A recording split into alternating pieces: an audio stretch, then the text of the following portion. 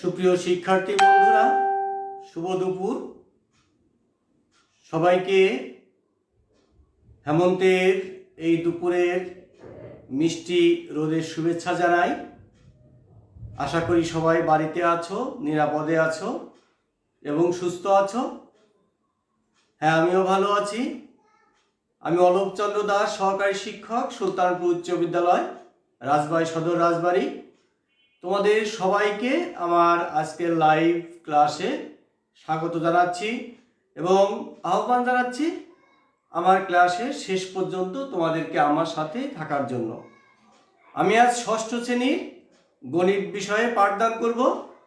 তোমরা ষষ্ঠ শ্রেণীর শিক্ষার্থী বন্ধুরা যারা আছো, তোমরা তোমাদের বই, খাতা এবং কলম নিয়ে দ্রুত আমার সাথে যুক্ত হও এবং তোমার বন্ধুদের আমার ক্লাসটি শেয়ার করে দাও বেশি বেশি করে, যেন তারা সবাই ক্লাসে যোগদান করতে পারে।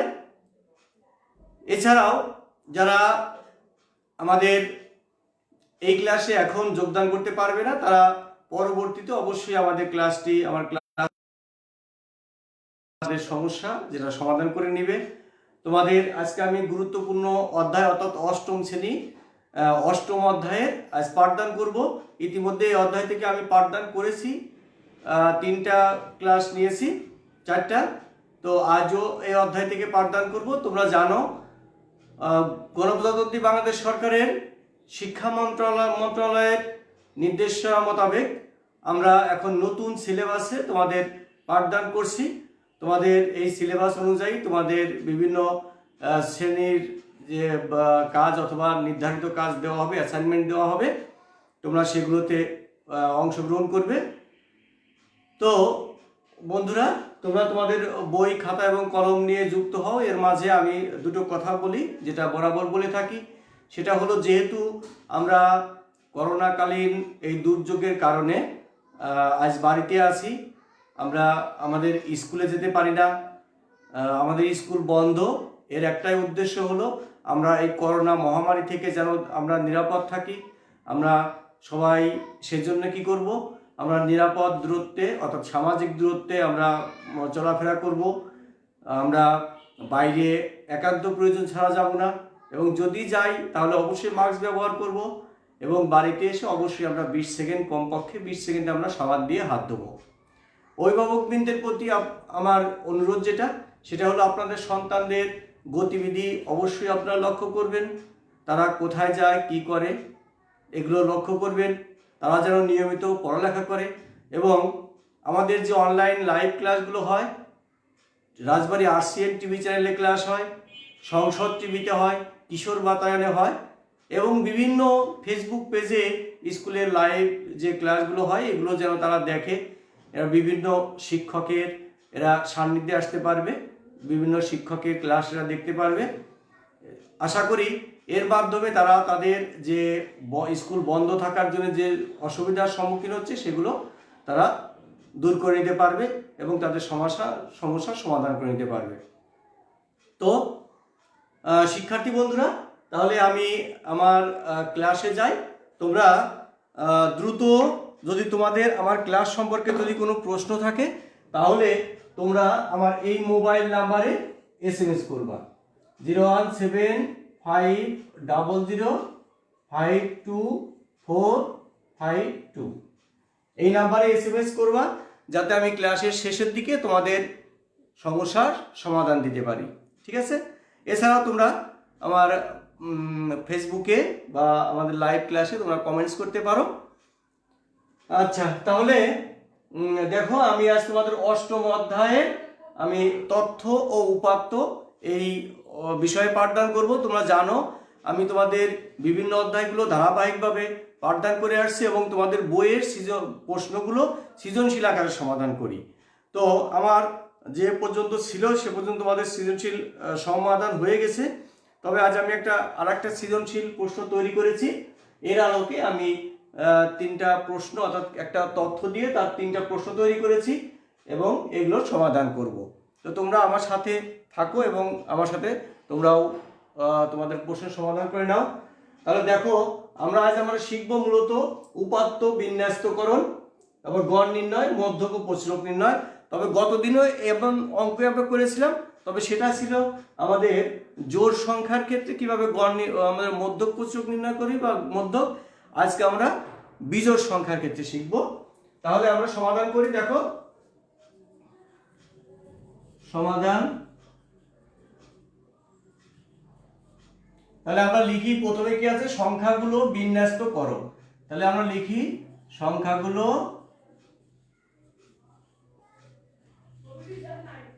বিন্যস্ত করা হলো। তোমরা জানো আসলে বিন্যস্ত মানে হলো সাজানো, তাই না? সংখ্যাগুলোকে আমরা দুইটা দিক দিয়ে সাজাতে পারি, একটা ছোট থেকে বড় অথবা বড় থেকে ছোট, অর্থাৎ ক্রমান্বয়ে আমাদের সাজাতে হবে, তাই না? তাহলে আমরা সাধারণত ছোট থেকে বড় এইভাবে সাজিয়ে থাকি, তাই না? তাহলে আমরা সেটাই কাজ করি। এখন দেখো আমাদের সবচেয়ে ছোট সংখ্যা কত আছে? ছোট সংখ্যা আছে দেখো 5। তাহলে আমরা এইভাবে লিখি এখানে 5। তারপরে আছে দেখো কত 8। তারপরে আছে দেখো হলো 10। 10 দেখো কয়টা আছে? 10 একটা, দুইটা, তিনটা 10 আছে। তাহলে আমরা পরপর তিনটা 10 লিখে দেব, ঠিক আছে? তিনটা 10 লিখবো। এরপরে দেখো আমাদের 11 আছে, 11 লিখলাম। এরপরে আমরা দেখো 12 আছে কিনা, আমাদের 12 নেই, 13 আছে, 13 আছে। এরপর দেখো 14 আছে, 14 আছে। ও 13 দুইটা আছে আমাদের, তাহলে আমরা 13 দুইটা লিখবো, 13 দুইটা, তারপরে 14। এরপরে দেখো 15 আছে, 15। এরপরে দেখো আমাদের 15 গেছে। এরপরে 18, 19, 20, 22, তাহলে 17 আছে, 17, 18, 19, 20, 22। তাহলে আমরা একটু সংখ্যাগুলো ঘুরিয়ে দেখি যে আমাদের সংখ্যাগুলো ঠিক আছে কিনা। দেখো কয়টা সংখ্যা এখানে, 1, 2, 3, 4, 5, 6, 7, 8, 9, 10, 11, 12, 13, 14, 15টা। তাহলে 1, 2, 3, 4, 5, 6, 7, 8, 9, 10, 11, 12, 13, 14, 15টা। তাহলে আমাদের 15টা সংখ্যা আমরা ছোট থেকে বড় সাজিয়ে লিখলাম। দেখো এখানে আমাদের 10 আছে 3 বার, আমরা 10 3 বার পরপর লিখলাম, এবং 13 আছে 2টা, তাহলে আমরা 2টা পরপর লিখলাম, ঠিক আছে? তাহলে এইগুলো আমাদের মানের ঊর্ধ্বক্রমে আমরা ছোট থেকে, অর্থাৎ ছোট থেকে বড় এভাবে সাজালাম। এটা হলো আমাদের বিন্যস্তকরণ। এখন দেখো আমাদের খতে আছে সংখ্যাগুলোর গড় নির্ণয় করতে হবে। তাহলে সংখ্যাগুলোর গড় নির্ণয় করব। গড় নির্ণয় করতে গেলে আমরা, তোমরা জানো আমরা কি করি, সংখ্যাগুলোকে কি করতে হবে, সমষ্টি করতে হবে, তাই না? যোগ করব। তাহলে আমরা লিখি এইভাবে যে সংখ্যাগুলোর গড় নির্ণয় করি, সংখ্যাগুলোর গড় নির্ণয় করি। বা তুমি ওটা না লিখলেও অসুবিধা নাই, তাহলে আমরা এইভাবে লিখি। দেখো গড়, আমরা সংখ্যাগুলোর সমষ্টি লিখি আগে, খ দিয়ে সংখ্যাগুলোর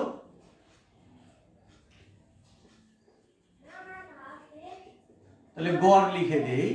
গড় সমান কি লিখবো, সংখ্যাগুলোর সমষ্টি, সংখ্যাগুলোর সমষ্টি, আর সংখ্যাগুলোর বা মোট সংখ্যা লেখা যায়, মোট সংখ্যা।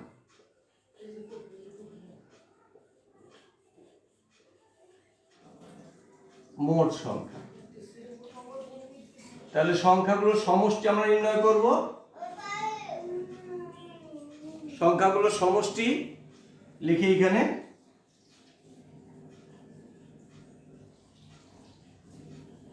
সংখ্যাগুলোর সমষ্টি, ঠিক আছে? তাহলে সংখ্যাগুলোর সমষ্টি দেখো এখানে কত হবে। এইবার আমরা যোগ করি এখান থেকে। দেখো 8 যোগ 5 যোগ 10 যোগ 13 যোগ 10 যোগ 15 যোগ 18 যোগ 19, তারপর হলো যোগ 20 যোগ 22 যোগ 14 যোগ 10 যোগ 11 যোগ 13 যোগ 17, এইখানে সমষ্টি করব। ঠিক আছে, তাহলে আমরা একটু যোগ করে দেখি আর একটু উঠানো ঠিক আছে কিনা। 8 5 10 13 10 15 18 19 20 22 14 10 11 13 17, তাহলে উঠানো ঠিক আছে তাই না। এবার আমরা যোগ করে ফেলি, দেখি। তাহলে আমরা যোগ করি, দেখো এখানে প্রথমে আমরা 7 আর 3 10 11 আর 4 15 16 17 17 আর 9 26 26 আর 8 34 আর 5 39 39 আর হলো 3 42 আর 5 42 আর 5 48 48 আর হলো 8 56, তাই না। 48 42 আর 5 42 আর 5 47 আর হলো 8 55 55 5 সাথে 5 5 রেখে 6 7 8 9 10 11 12 13 14 15 16 17 18 19 20 20। আবার একটু যোগ করে দেখি আমরা এই পাশ থেকে। 8 আর 5 13 13 আর 3 16 16 আর 5 21 21 আর 8 29 29 আর হলো 9 38 39 40 44 45 আর 3 48 আর 7 55 5 হাতে 5 5 থেকে 6 7 8 9 10 11 12 13 14 15 16 17 18 19 20, ঠিক আছে 205। আর এখানে মোট সংখ্যা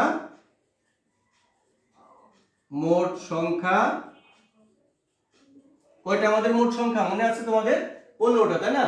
1 2 3 4 5 6 7 8 9 10 11 12 13 14 15, তাহলে মোট সংখ্যা 15। ঠিক আছে, এবার তাহলে আমরা গণনা এখানে করে ফেলি। এখানে আমাদের সমষ্টি হলো 205 এবং মোট সংখ্যা হলো 15। তাহলে এবার গড় নির্ণয় করব। গড় মানে কি করব আমরা এখন? 15 দিয়ে 205 কে থাকে হলো 10। এইবার আমরা দশমিক দিয়ে একটা শূন্য এখানে নেব। 6 15 90। আসলে আমাদের কত হবে বলো দেখি? 13.6। বারবার আমাদের কত আসবে? বারবার আসবে 13 অর্থাৎ 6 6 এইভাবে বারবার আসবে। তাহলে আমরা লিখে দিতে পারি 13.66। ঠিক আছে, 13.66। এই হলো আমাদের মূলত তাহলে গড়। আবার দেখো ভাগটা, 15 কে 15 থাকে 5, 5 কেটে আনলাম 55, 3 15 45 থাকে 10, দশমিক দিয়ে একটা শূন্য নিলাম, আমাদের 6 15 90। দেখো আবার 10 থাকে, তার মানে আবার 100 হবে, তাই না। তার মানে আমাদের বারবার এই 13 6 6 এইভাবে বারবার আসবে। ঠিক আছে, তো তাহলে আমরা এখানে 6 6 শুধু লিখে দিলাম, আর প্রয়োজন নেই। এই হলো আমাদের সংখ্যাগুলোর গড়, অর্থাৎ 13.66 এভাবে। এইবার দেখো আমরা কি করব? এবার সংখ্যাগুলোর মধ্যক ও প্রচুরক নির্ণয় করব। তাহলে আমরা মধ্যক এবং প্রচুরক নির্ণয় করি। দেখো মধ্যক নির্ণয়ের ক্ষেত্রে এবার আমাদের যেটা দেখতে হবে, গতদিন আমরা জোড় সংখ্যার মধ্যক নির্ণয় করেছিলাম, আজ বিজোড় সংখ্যার মধ্যক নির্ণয় করব। ঠিক আছে, তাহলে গ নাম্বার দেখো মধ্যক সমান ও। তার আগে আমরা যে কাজটা করব সেটা হলো আমরা একটু সংখ্যাগুলোকে সাজিয়ে লিখি। সংখ্যাগুলো বিন্যস্ত করি। আবার সংখ্যাগুলোকে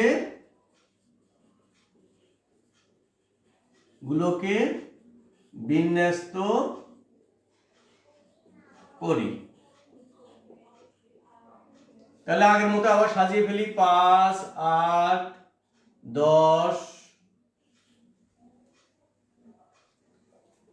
10 আছে তিনটা আমাদের, তিনটা, তারপরে 11, তারপর আছে 13, দেখো 13 আছে দুইটা, 11-র পরে আমাদের 12 নাই, 13 আছে দুইটা, 13 দুইটা, তারপরে 14, 15, তারপরে আছে 17, 18, 19, 20, 22। দেখো তো আমাদের ঠিক আছে কিনা 15টা। 1 2 3 4 5 6 7 8 9 10 11 12 13 14 15টা। ঠিক আছে, এইবার আমরা লিখি মধ্যক সমান, মধ্যক সমান কি লিখবো? এখানে একটা কাজ করি সংক্ষিপ্ত, সেটা হলো এইভাবে লিখি n ভাগ 2 n যোগ 1 ভাগ 2 তম পদের মান। ঠিক আছে, দেখো এখানে n সমান কত? 15। ঠিক আছে, তাহলে আমাদের n মানে হলো 15 যোগ 1 ভাগ 2 তম পদের মান, তাহলে অর্থাৎ 16 ভাগ 2 তম পদের মান, অর্থাৎ 8 তম পদের মান। তাহলে আমরা দেখে আসি 8 তম পদটা কোনটা আমাদের। এখান থেকে 1 2 3 4 5 6 7 8, তাহলে আমাদের এই 13। দেখো এই পাশে আমাদের 7টা সংখ্যা আছে, দেখো 1 2 3 4 5 6 7, আবার এই পাশে 1 2 3 4 5 6 7। এই মাঝখানে যে আমাদের 8 নাম্বার যে সংখ্যাটা, হ্যাঁ, কত আছে? 13। এই 13ই হচ্ছে আমাদের কি এখনকার মধ্য। ঠিক আছে, তাহলে মধ্যকে আমরা পেলাম কত? 13। ঠিক আছে, আবার একটু দেখো তাহলে কি n যোগ 1, n মানে হলো কি আমাদের মোট যে সংখ্যা। ঠিক আছে, মোট সংখ্যা কত? 15। তার সাথে যোগ 1 করব। 1 দেবো কেন? যেহেতু বিজোড় সংখ্যা, তাকে 2 দ্বারা ভাগ করলে তো আমাদের কত হবে? 7.5 হবে, এরকম মনে করো, তাই না? 7.5 তম তো আর কোনো পদ নাই। ঠিক আছে, তাহলে 1 যোগ করব, তাহলে আমাদের কি হবে? 15 যোগ 1 অর্থাৎ 16 ভাগ 2, 8 তম পদের যে মান সেইটা। 8 তম পদ কে আছে? 13। 13ই হচ্ছে আমাদের এখনকার মধ্য। ঠিক আছে, তো বন্ধুরা এবার তাহলে আমরা নির্ণয় করব কি? এবার আমরা প্রচুরক নির্ণয় করব। প্রচুরক,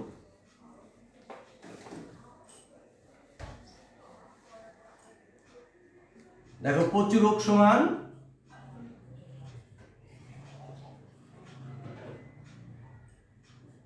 সবচেয়ে বেশিবার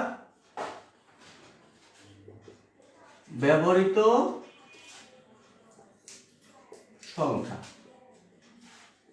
অর্থাৎ এর মধ্যে সবচেয়ে যে সংখ্যাটা বেশিবার ব্যবহার করা হয়েছে সেটা হচ্ছে প্রচুরক। এখানে বা প্রদত্ত সংখ্যাগুলোর মধ্যে, প্রদত্ত উপাত্তের মধ্যে 10 সবচেয়ে বেশি